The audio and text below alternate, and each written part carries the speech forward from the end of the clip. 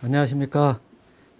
채권법 총론을 강의할 경희대학교 법과대학의 김종국 교수입니다.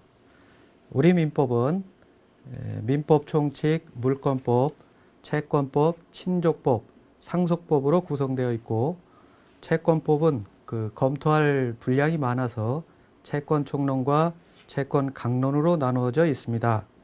채권 총론은 채권의 발생 원인을 제외한 나머지 채권의 전반적인 문제를 검토하게 됩니다. 오늘은 첫 번째 강의로서 채권법의 일반적인 내용을 검토하도록 하겠습니다. 채권법은 먼저 채권자가 채무자에게 일정한 행위, 즉 급부를 청구하는 채권관계를 규율하게 됩니다. 이러한 채권법은 물권법과 비교하게 돼서 물권법은 물건에 대한 지배를 규율하는 데 반해서 채권법은 채무자에게, 특정인에게 일정한 행위를 청구하는 그러한 관계를 규율하게 되는 것입니다. 우리 시민사회에서는 자기 책임의 원리에 의해서 계약을 갖게 되는데, 이러한 계약은 대등한 당사자 사이에 이루어지게 되는 것이죠. 우리 근대 민법의 3대 원칙으로서 사적 자치 원칙, 소유권 절대의 원칙, 과실 책임의 원칙을 들고 있습니다.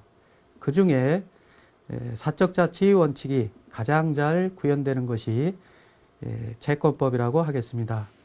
다음과 같은 사례를 한번 보도록 하겠습니다. 신문에 11월 20일자 신문에 야구 선수인 이해찬 선수에 대한 계약이 나오고 있는데, 이해찬 선수는 자유계약 선수로서 돈보다 기회를 보장해 주는 곳으로 계약을 하겠다라고 오늘 인터뷰 기사가 나와 있습니다. 이것은 이해찬 선수에 대해서 현재 요미우리와 야구르트가 그를 영입하기 위해서 경쟁을 하고 있는데, 이해찬 선수는 돈을 보다 더 많이 제시하고 있는 요미우리보다 야구르트를 선택한 것으로 이렇게 추측되는 기사라고 하겠습니다. 여기서 이해찬 선수는 어디를 선택할 수 있을까요? 그것은 바로 어떤 강요된 이런 것이 있는 것이 아니라 본인의 선택에 의해서 어느 구단과의 계약을 스스로 결정할 수가 있게 되는 것이죠. 즉, 이처럼 우리 채권법은 대등한 권리 주체로서 자기의 행동을 결정할 수가 있고 상대방을 선택할 수가 있게 되는 것이죠. 이처럼 원칙적으로 계약에 있어서 당사자 약정에 의해서 규율을 할 수가 있습니다. 따라서 우리 채권법에 있는 많은 내용들은 임의법규라고 하겠습니다. 즉, 임의법과 반대되는 용어로서는 강행법규를 들 수 있는데, 강행법규는 법에 의해서 강제되어 있는 규정을 이야기하고 있죠. 근데 채권법 규정은 임의법규이기 때문에 당사자가 그 채권법 내용과 다른, 채권법 규정과 다른 내용으로 약정을 할 수 있다는 뜻입니다. 이러한 채권 관계는 실제 우리 사회에서 물권 관계에 도달하는 수단으로서 활용되게 됩니다. 즉, 물권을 취득할 때 우리가 대표적인 것이 소유권이죠. 즉, 내 것, 네 것 이렇게 할 때 그것은 바로 소유권의 주체를 이야기를 하게 됩니다. 따라서 이러한 소유권이 다른 사람의 것이었다가 내 것으로 이렇게 될 때 중간에 매매라는 이러한 행위를 하게 되는데, 바로 이러한 매매가 채권이라고 할 수가 있지요. 따라서 채권은 물권, 즉 소유권을 취득하게 되는 원인 행위라고 말할 수 있습니다. 그 예로서 다음과 같은 기사를 한번 같이 보도록 하겠습니다. 11월 22일자 신문에 보면은 중국 황제의 곤룡포를 판다는 기사가 나와 있습니다. 옛날 중국의 황제들이 입는 그러한 곤룡포인데 이것을 판다는 것이죠. 이러한 곤룡포가 현재 누구 소유로 되어 있겠습니까? 중국 정부의 소유일까요? 그것이 아니고 이 기사를 보면은 모두 민간이 소유를 하고 있었다라는 말이 나옵니다. 따라서 과거에 황제들이 입었던 이러한 옷이지만은 현재 민간인이 소유하고 있는 것이고 이러한 소유자가 갖고 있던 그 옷을 팔게 되는 것이죠. 여러분 중에서 중국 황제의 옷을 입고 싶은 사람이 있습니까? 이러한 중국 황제의 옷을 여러분들이 소유하게 된다면 어떠한 절차가 필요할까요?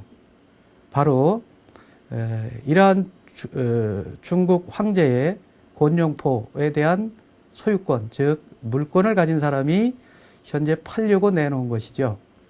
따라서 이 물권을 취득하려면 여러분들은 그 물건을 사면은 됩니다.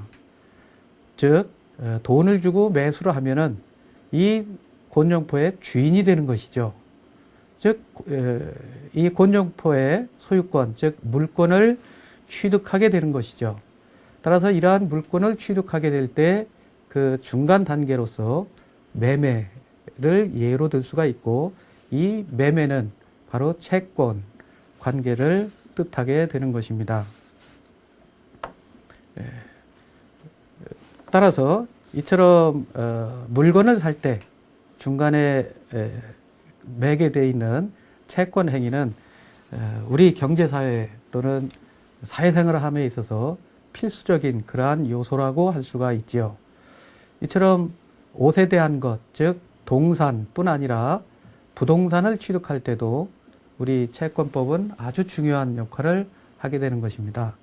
즉 우리 사회에서 집을 살 때, 즉 아파트를 분양받는다든가 또 부동산, 땅을 산다든가 하는 것에서는 대체적으로 채권행위가 매개되어 있는 것이지요. 이러한 채권행위는 우리 일상생활에서 흔히 있게 되는 것이고 오늘 이 강의를 들으러 여러분들이 오셨을 때를 생각해 보더라도 이러한 채권은 항상 있게 되는 것입니다. 만일 버스를 타고 오셨다면 어떨까요? 버스를 탈 때 버스비를 지불하게 되죠. 즉 버스를 이용하는 그러한 부분이 있는데 이에 대해서 차비를 낸다는 것은 바로 운송계약을 또 체결하는 것이 됩니다. 이처럼 곳곳에서 우리가 채권관계를 확인해 볼 수가 있는 것이죠. 우리 판례에서 여기 예를 보면은 여러 가지 물건을 사고 팔았을 때 발생하는 문제들을 다루게 되는데 우리 화면에 대법원 1976년 11월 6일자에 선고된 판례를 한번 보도록 하겠습니다. 이것은 소유권 이전 등기를 청구하는 그러한 판결입니다. 소유권 이전 등기는 바로 물권을, 즉 소유권에 관한 것이죠. 즉 소유권을 취득할 때, 즉 부동산을 살려고 매매 계약을 하고 그것을 다 이행을 했는데 등기를 안 해주는 경우에 궁극적으로 소유권을 취득했다고 이야기할 수는 없습니다. 따라서 매매 계약을 하고 물권을 취득하는 그러한 과정에서 이전 등기를 안 해줬을 때 판결에 의해서 이전 등기를 청구하게 되는 것입니다. 이러한 이전 등기를 청구할 때 그 기간은 일정한 그 과정이 필요하게 되는데 바로 매매 계약을 하고 바로 소유권 이전 등기를 하면 되는데 그렇지 않고 한참 뒤에 청구했을 때 발생하는 문제가 판시사항으로 나와 있습니다. 부동산을 매수한 자가 그 목적물을 인도받은 경우에 매수인의 등기 청구권이 소멸시효에 걸리는지 여부에 대한 것인데 이러한 판례가 도출되기 전에 그 전제되는 사항으로 보면은 바로 매수라는 용어가 나오게 되는 것이죠. 즉, 부동산을 매수할 때 그 매수 행위가 채권 행위이고, 이러한 채권은 소유권, 즉 부동산을 취득하는 중간 단계로서 있게 되는 것입니다. 판시사항을 보면은 시효제도의 존재 이유에 비춰 봐서 부동산 매수인이 그 목적물을 인도받아 이를 사용 수익하고 있는 경우에는 그 매수인은 권리 위에 잠자는 것으로 볼 수 없고, 또 매도인 명의로 등기가 남아있는 상태와 매수인이 인도받아 이를 사용 수익하고 있는 상태를 보면은 매도인 명의로 잔존하고 있는 등기를 하기보다는 매수인의 사용 수익 상태를 더욱 보호해야 할 것이므로 그 매수인의 등기 청구권은 다른 채권과 달리 소멸시효에 걸리지 않는다고 해석함이 타당하다라는 판례가 설시되어 있는 것이죠. 이것은 전원합의체 판결인데, 여기서 우리는 물권과 채권의 차이점도 살펴볼 수가 있습니다. 이 채권은 일정한 기간에 다른 사람의 행위를 청구하는 권리이기 때문에 일정한 기간 내에 행사를 해야 될 것입니다. 그렇지 않으면은 상대방은 그 채권 청구를 하지 않기 때문에 앞으로는 더 이상 이 사람이 청구를 하지 않겠다라고 생각하고 다른 행위를 하게 될 것이죠. 따라서 이 소멸시효 제도가 또 존재하게 되는 것입니다. 여기서 채권과 물권과의 관계에서 채권자는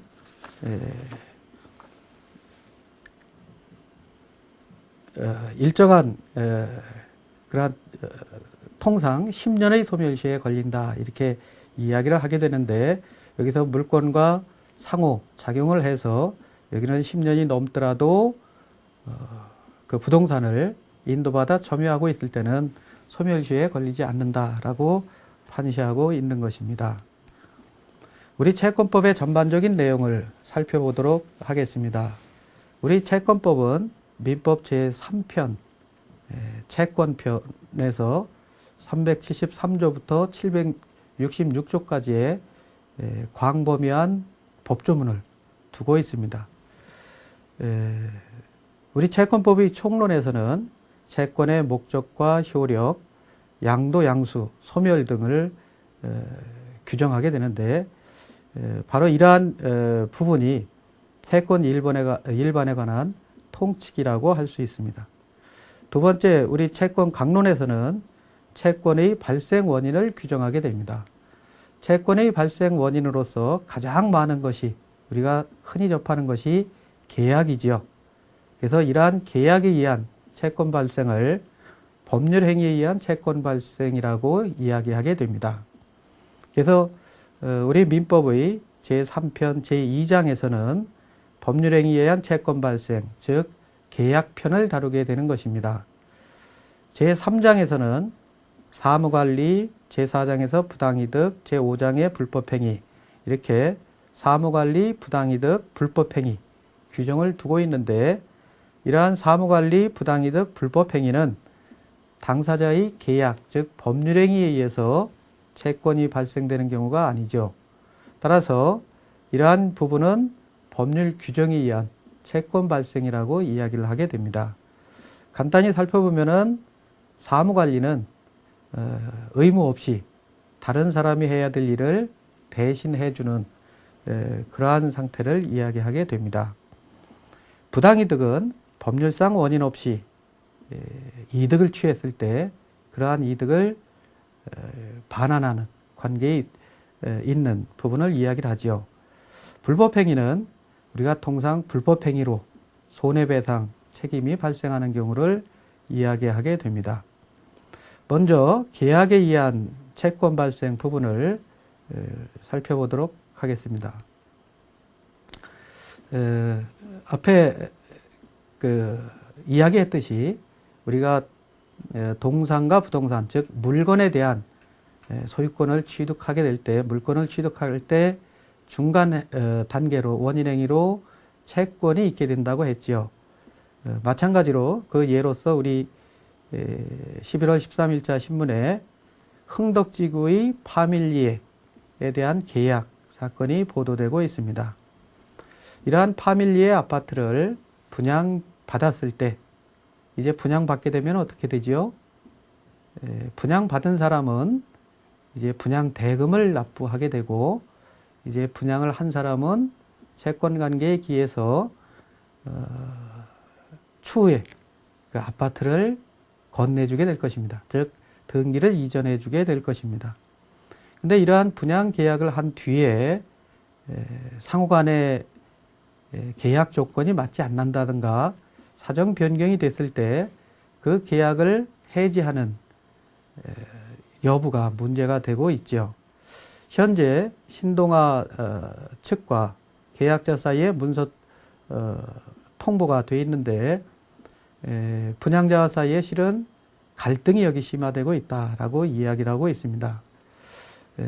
현재 신동아 건설 측에서는 계약자들이 납부한 분양대금이 이미 아파트 공사비에 사용됐고 합당한 계약 해지 사유가 아니라고 판단되기 때문에 계약이 계속 유지돼야 된다라고 이야기를 하고 있는 것이죠.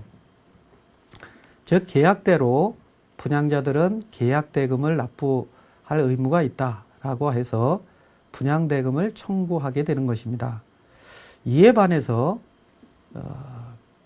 분양을 받은 계약자 입장에서는 사실상 파밀리에 아파트에 대해서 지금 충분히 만족할 만한 그러한 조건이 아니기 때문에 계약을 해지해달라 하고 요청을 하게 되는 것이죠. 현재 건설사 측에서 계약 해지는 안 되고 분양대금을 납부해라 이렇게 하니까 분양받은 측에서는 계약 자체가 부당하기 때문에 계약 해지를 요청했는데 또 계약자 중에 누구는 해주고 누구는 안 되는 것이 형평성에 어긋난다라고 하면서 지금 다투고 있는 것입니다. 따라서 만일 그 분양받은 사람들 입장대로 만일 계약 해제가 또 된다면 어떻게 될까요? 이제는 계약 관계가 없어지고 계약 시 납부했던 계약금 내지는 중도금을 돌려달라 하는 그러한 관계가 또 성립하게 됩니다. 이처럼 돌려달라 하는 그러한 관계도 역시 특정인 채무자에 대해서 청구하는 것이기 때문에 이것도 또한 채권이라고 이야기할 수가 있는 것입니다. 따라서 채권, 즉 분양대금을 달라 하는 채권 또는 분양받은 측에서 계약 해지로 인한 계약금과 중도금을 다시 돌려달라 이러한 것들도 채권이 발생하는 하나의 원인이 된다고 하겠습니다. 부당이득은 법률상 원인 없이 이득을 취했을 때 돌려달라 하는 청구권을 이야기하게 됩니다. 그 예로서 최근 우리 판례 중에 근로자의 월급에 퇴직금을 이렇게 나누어서 먼저 지급하는 사례가 있습니다. 이러한 사례를 보면은 퇴직금을 나중에 근로계약이 끝난 뒤에 한꺼번에 지급하려면은 회사 측에서는 부담이 되는 것이죠. 그래서 이것을 나누어서 지급하는 그러한 사례들이 종종 있었는데 이에 대해서 우리 대법원은 다음과 같이 판결을 한 바 있습니다. 대법원은 지난해 8월 퇴직금을 근로자의 월급에 포함시켜서 미리 지급하는 약정은 무효라고 판단을 한 것입니다. 따라서 퇴직금은 근로관계가 끝난 뒤에 줘야 되는 것이니까 먼저 지급하는 것은 효력이 없다는 그러한 내용이죠. 따라서 이러한 대법원 판례가 나온 뒤로 이제 회사에서는 퇴직금을 근무하는 도중에 나누어서 주는 것을 자제를 하게 되는데 일단 이렇게 퇴직금을 중간에 주었을 때 그러면 그러한 퇴직금이 미리 준 것이 무효니까 다시 회사 측에서 돌려받을 수 있느냐 하는 문제가 발생을 한 것이죠. 즉 퇴직금을 미리 받았으니까 그것이 무효이고, 따라서 원인 없이 미리 퇴직금을 받은 게 되는 것입니다. 이처럼 미리 받은 퇴직금을 돌려 달라 하는 청구에 대해서 서울 남부지법과 수원지법에서는 각각 다르게 판단을 한 것이 보도가 되고 있습니다. 2008년 7월 3일자 법률신문에 보면은 월급에 포함된 퇴직금을 반환해야 하나라는 제목하에 남부지방법원에서는 법률상 원인 없는 이득이기 때문에 돌려줘야 된다. 즉 부당한 이득이기 때문에 돌려줘야 된다라고 판시한 반면에 수원지방법원에서는 그러한 퇴직금도 임금의 일부로서 지급된 것이기 때문에 부당이득으로 볼 수 없고, 따라서 돌려줘서는 안 된다. 이러한 판단을 하게 된 것이죠. 이와 같이 이런 상반된 것으로 보이는 두 법원의 판결 근저에는 바로 부당이득이라는 게 해당이 되는지 안 되는지에 대한 판단이 전제되어 있다고 할 것입니다. 이러한 부당이득 부분에 대해서는 앞으로 여러분들은 지금 어떻게 판단하게 됩니까? 이 두 법원 중에 어느 곳이 더 합리적이라고 할까요?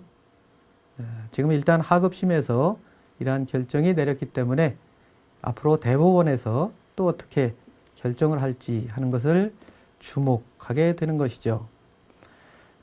또 채권의 발생 원인 중에 하나인 불법행위에 대해서 살펴보면은 법에 위반된 행위로 손해가 발생했을 때 손해배상 청구권을 행사하게 되는 것이죠. 이처럼 손해배상 청구권은 채권자가 채무자에게, 즉 피해자가 가해자에게 청구한다는 의미에서 역시 채권이라고 할 수가 있습니다. 가장 많은 불법행위 중에 하나가 무엇일까요? 그것은 바로 교통사고를 하나 예로 들 수가 있을 것입니다. 우리 신문에 교통사고가 났을 때 피해자가 가해자에 대해서 손해배상 책임을 묻게 되는데, 그러한 경우 그 가해자는 얼마만큼의 손해를 배상해야 되겠습니까? 우리 5월 22일자 신문에 보면은 이럴 때 교통사고 나면 피해자의 책임은 하는 제목하에 술을 먹고 차도에서 택시를 잡다가 교통사고가 났을 때, 물론 차도에 이렇게 사람이 나와 있더라도 택시 운전수는, 또 차를 운전하는 사람은 그러한 사람을 주의해서 운전을 해야 되겠죠. 즉 사고를 미연에 방지를 해야 되는데, 사고가 난 경우에 손해배상은 운전수가 얼마나 지게 될까 하는 부분에 있어서 현재 30%에서 50% 이 피해자도 과실을 인정하게 되는 것입니다. 만약 버스에 탔을 때 우리가 입석이 아니라 좌석이 아니라 입석으로 서서 갈 경우가 있게 되는데, 버스 손잡이를 안 잡고 있다가 넘어져서 사고가 나는 경우가 있습니다. 이러한 때 피해자도 10%에서 20%의 과실을 상계하게 되는 것이죠. 즉 이 넘어져서 발생한 모든 피해를 운전수가 책임지는 것이 아니라, 즉 가해자가 책임지는 것이 아니라 피해자도 일부 책임이 있다는 뜻입니다. 또 안전띠를 안 매고 있다가 사고 나는 경우에 역시 피해자도 10%에서 20%의 과실을 상계해서 그만큼은 청구권을 인정하지 않게 되는 것이죠. 이러한 교통사고 과실 비율 기준에 대해서는 그동안 많은 사건 사고들을 검토를 한 뒤에 우리가 추출해낸 그러한 통계라고 할 것입니다. 또 불법행위의 예로서 지난번에 태안에서 원유가 유출이 된 사고가 있었죠. 즉 배에서 기름이 흘러나와 그 태안 일대에 양식장이든 그 해수욕장이든 기타 해안을 오염시킨 일이 있고 많은 사람들이 봉사활동을 다녀온 바가 있습니다. 이러한 원유 유출로 인해서 피해를 받은 주민들이 손해배상을 청구하게 될 때 이러한 손해배상을 청구하는 채권은 어디에서 발생을 할까요? 우리 2008년 6월 2일자 법률신문을 보면은 원유 유출 피해로 인해서 주민들이 직접 손해배상 청구 소송을 제기한 기사가 나타나고 있습니다. 태안 일대 5천여 명이 삼성중공업과 여기 정부를 상대로 해서 손해배상을 청구하고 있는 것이죠. 이러한 손해배상 청구권도 결국 그 가해자에 대해서 피해 보상을 달라 하는 것이기 때문에 채권이라고 할 수 있는 것입니다. 따라서 우리 채권의 발생 원인으로서는 계약, 또 사무관리, 부당이득, 불법행위 이렇게 볼 수가 있는데 이러한 발생 원인은 채권 강론에서 이야기를 하게 되고 우리 채권 총론에서는 이러한 채권 발생 원인 된 것을 전제로 채권의 전반적인 내용을 검토하게 될 것입니다.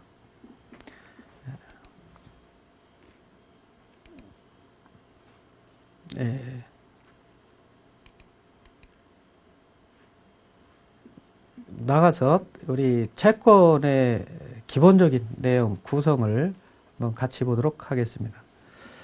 방금 채권법은 특정인에게 즉 채권자가 채무자에게 일정한 청구, 급부를 구하는 것이다 라고 이야기를 했습니다. 따라서 채권관계를 분석해 보면은 채권을 행사하는 주체, 즉 사람이 필요하고 또 무엇을 청구하는가 하는 채권의 대상, 객체가 필요할 것이죠.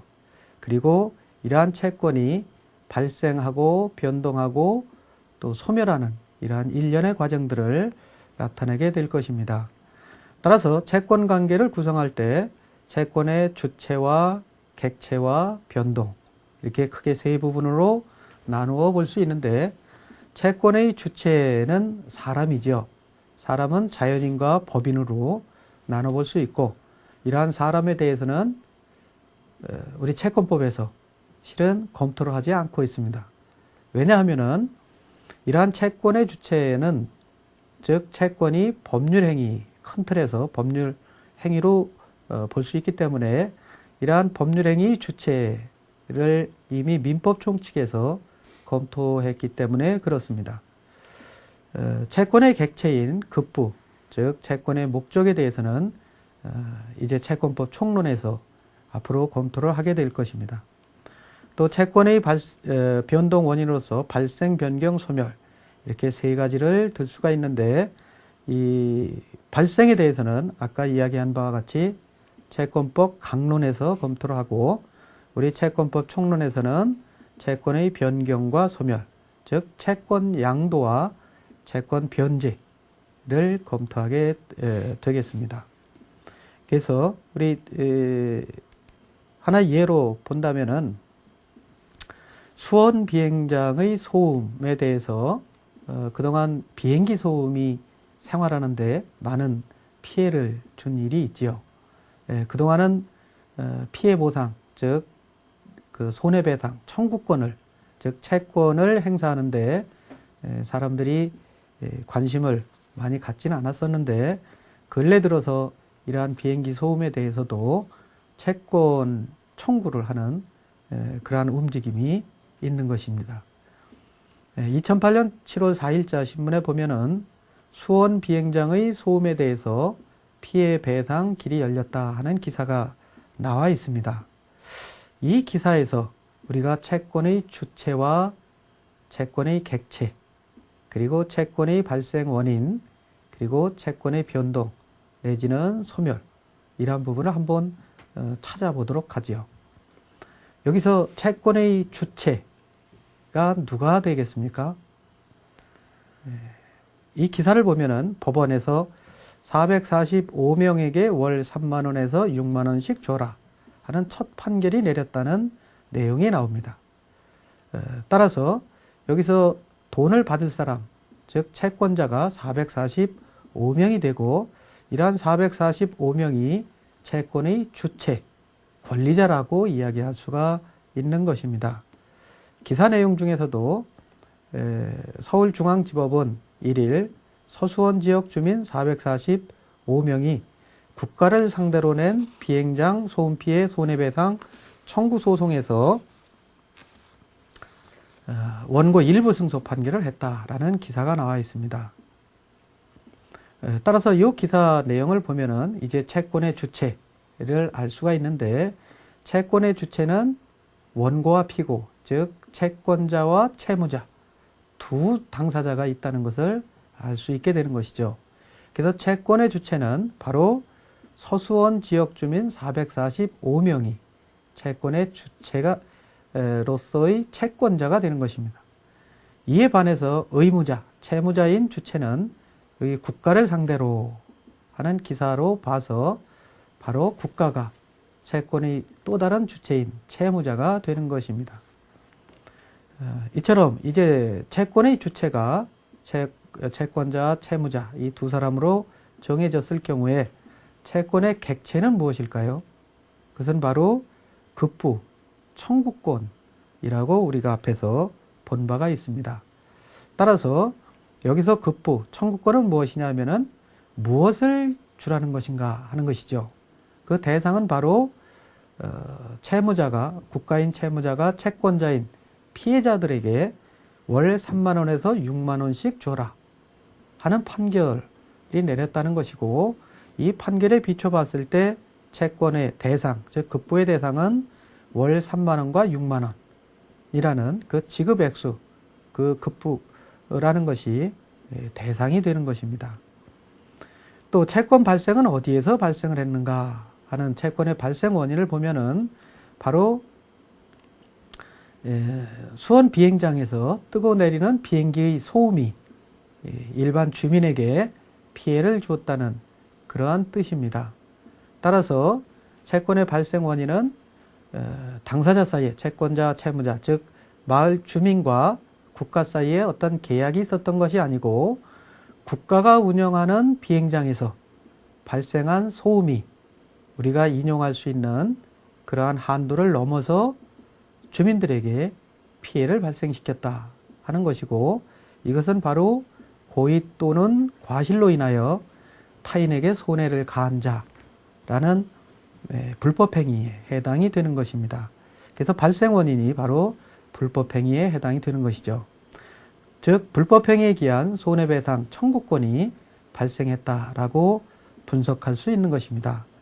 그러면 이제 이렇게 발생한 채권이 언제 소멸하게 될까요?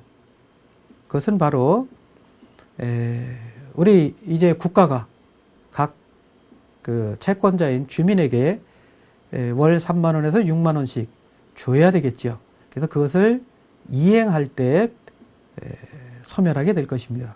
즉 변제를 해야 소멸하게 될 것인데, 우리 기사에 의하면 수원 비행장뿐 아니라 주민들이 승소한 군산 비행장과 서산 비행장 소음 피해 소송의 경우에 대법원의 확정 판결이 내려진 뒤에 배상을 하기로 이렇게 한 바가 있다고 하는 것에 비추어 봤을 때 수원 비행장 소음 피해에 대한 청구권, 즉 채권이 현재 발생을 일단 1심에서는 했는데, 이것이 소멸될 때까지는 아마 대법원의 판결까지 기다려야 되지 않나 이렇게 보고 있습니다. 이러한 채권법에 대해서, 채권에 대해서 규율하는 채권법의 법원은 어떤 것들이 있는가 하는 것을 살펴보면은, 먼저 채권법의 근거가 되는, 법적 근거가 되는 것은 기본이 되는 민법입니다. 그래서 우리 민법의 채권법 규정이 채권 발생에 또는 채권에 근거되는 법원이라고 할 수 있습니다. 기타 채권의 발생에 대해서는 많은 특별법을 들 수가 있습니다. 이 특별법들은 다시 민법의 부속적인 특별법과 상법의 부속적인 특별법, 또 노동관계법, 또 각종 통제에 관한 특별법, 또 거래관에 관한 관습법 등을 예로 들 수가 있습니다. 민법의 부속 특별법의 예로서는 주택임대차보호법과 신원보증법 등등 많은 법을 들 수가 있고, 그러한 사례로서 다음과 같은 기사를 한번 같이 보도록 하겠습니다. 5월 19일자 법률신문에 임대회사가 일방적으로 인상한 임대료를 지급하지 않았더라도 임대차 계약을 해지할 수 없다라는 기사가 보도가 되고 있죠. 즉, 이 기사 내용을 보면은 임대차 계약에 대해서 우리가 분쟁이 생긴 것을 알 수 있고, 임대차 계약을 한 이 당사자들 사이에 즉 임대인인 임대회사가 일방적으로 임대료를 올렸을 때 임차인은 어떻게 할 수 있는가 하는 것인데, 일방적으로 인상했을 때 임차인이 임대료를 내기가 좀 어렵지요. 따라서 임대료를 지급하지 않은 경우에 임대인이, 즉 임대회사가 그러한 임대차 계약을 해지할 수 있는가라는 부분에 대해서 재판이 된 것입니다. 이에 대해서 임대회사는 일방적으로 인상한 임대료를 지급하지 않았다라는 이유로 임대차 계약을 해지할 수 없다라고 판시하고 있는 것이죠. 이러한 임대차에 대해서는 우리 임차인들의 주거 내지는 생존과 아주 밀접한 관련이 있기 때문에 이에 대해서 특별법을 우리가 두고 있습니다. 특히 주택에 대해서는 주택임대차보호법이 있고, 상가에 대해서는 상가임대차보호법이 있어서 별도로 임차인의 지위를 보호하고 있는 것이라고 하겠습니다.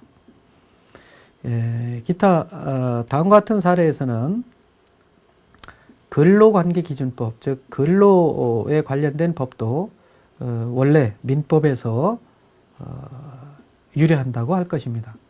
그렇지만은 민법은 아까 본 바와 같이 대등한 당사자 사이의 권리관계를 규율하고 있습니다.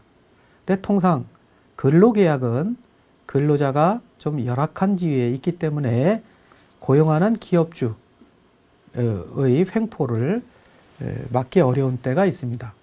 따라서 이러한 경우에 근로자를 보호하기 위해서 우리 법에서는 특별히 근로기준법을 비롯한 노동법을 두고 있지요.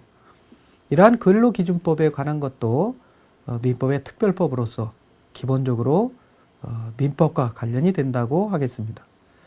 2008년 10월 27일자 법률신문을 보면은 10년 내에 전직을 할 때는 손해배상을 물어야 된다라는 약정을 했을 때 이러한 약정 계약에 대해서 무효다라는 판례가 나와 있는 것이죠. 10년 내에 전직을 할 때는 손해배상을 물어야 된다라는 것은 근로자에게 여건이 안 좋더라도 계속적인 근로를 강제하는 것이기 때문에 이러한 약정은 근로기준법, 과거의 근로기준법 27조를 위반했다라는 것입니다. 따라서 이러한 근로계약의 약정이 무효다라는 것은 이 계약에 대해서 법률 효과를 부여하는 것이기 때문에 우리 민법의 특별법으로서 근로기준법이 작용됐다 하는 것을 이해할 수 있는 것입니다. 이처럼 채권법의 법원은 민법을 비롯해서 민법 이외에도 여러 가지 민법의 부속 특별법이라든가 또는 상법, 노동법, 기타 소비자보호법 등을 비롯한 여러 가지 특별법들에 의해서 규율된다고 하겠습니다. 이러한 채권법의 규율 대상은 이처럼 민법과 민법 특별법 의해서 구성이 되는데, 이러한 채권의 이 발생하는 채권의 특질을 살펴보면은 다음과 같은 여러 가지 특징을 이야기할 수가 있습니다. 채권법의 특질은 주로 물권법과 비교해서 특질을 논하게 되는 것이죠. 즉, 채권법의 특질에 제일 처음에 들 수 있는 것은 채권법은 임의법규로 구성되어 있다라는 것입니다. 물론 전부 다 임의법규는 아니지만은 대체적으로 임의법규성을 띱니다. 이것은 바로 채권법이 사적 자치 원칙에 의해서 자기가 결정할 수 있는 그러한 여지를 많이 남겨놓은 것입니다. 따라서 채권자가 스스로 결정하지 않은 또는 빠뜨린 그러한 부분에 대해서 우리 채권법이 보완하는 입장에 서 있는 것입니다. 이에 반해서 물권법은 부동산을 예로 보면은 우리 경제에 미치는 영향이 아주 크지요. 따라서 물권법은 물권 법정주의에 의해서 강행법규로 되어 있습니다. 즉, 우리 채권법의 특질은 물권법과 대비해서 사적자치 원칙, 그로 인한 계약자유 원칙이 지배한다고 할 수 있는 것입니다. 두 번째 채권법의 특질은 국제적, 보편적인 성질을 띠고 있다는 것입니다. 따라서 이러한 채권 계약은 제일 처음에 그 야구 선수가 일본의 구단에 입단하는 그 예로 봤듯이 그 입단 계약적인 것을 염두에 두시면 되겠습니다.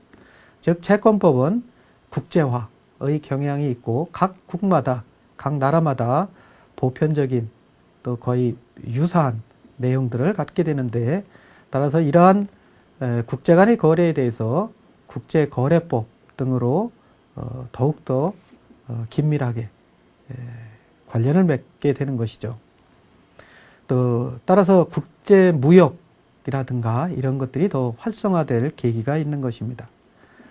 또 나아가서 채권법의 특질은 아주 중요한 세 번째 원칙이 신의성실 원칙입니다.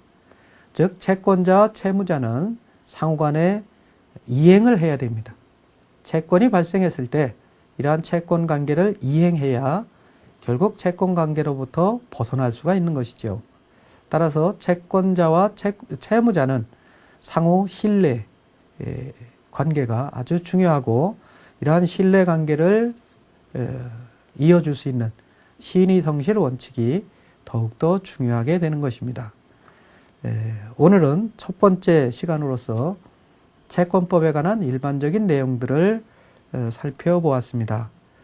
특히 채권법은 사적자치 원칙에 의해서 국제 보편적인 성격을 갖고 신의성실 원칙에 의해서 지배된다는 이러한 내용을 잘 기억해 주시기를 바랍니다. 감사합니다.